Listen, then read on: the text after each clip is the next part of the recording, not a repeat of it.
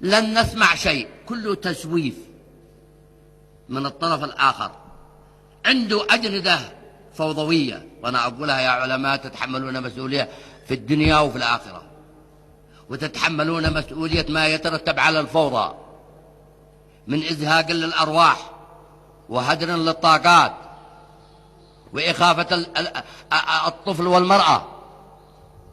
ستتحملها أنتم اليوم وبعد اليوم.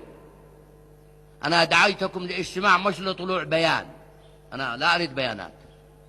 دعيتكم لاجتماع لتدارس الوضع اليمني الخطير، وأنتم كوكبة من العلماء تقولوا كلمة الحق للحاكم والمحكوم.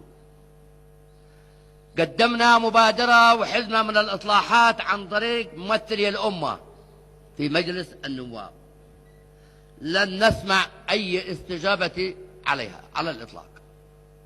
قدمنا ما توصلنا إليه من خلال الحوار مع مرجعية العلماء، ولن نستلم أي إجابة، كله تسويف.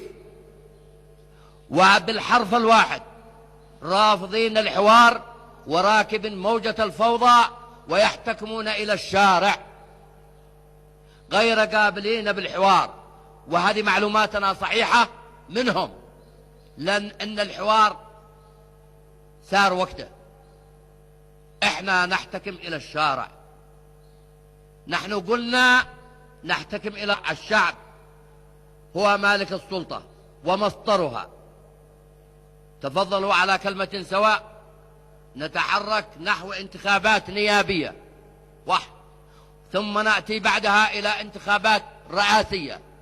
وقد حددنا وقد أفشلنا كل الذرائع والادعاءات الذي كانوا يدعوا على التوريث على التمديد. هذا كلام. هؤلاء متأبطين شر بالوطن اليمني لتجزئته، وأنا أحذر من التجزئة. لن يقدروا يحكموا ولا أسبوعا واحدا، وأجزم بذلك، وأن اليمن سيتقسم وسيتشطر أكثر من ما كان عليه من شطرين إلى 4 أشطار. هؤلاء راكب موجة وحماقة، وأقول موجة الحماقة. خاف الله في وطنكم يا علماء، قولوا كلمة الحق. هؤلاء راكب موجة الحماقة. الآن أنتم شاهدوا عبر شاشات التلفزيون، والله سبحانه وتعالى خلق لنا سمعا وبصرا. ما احنا صم بكم لا يفهمون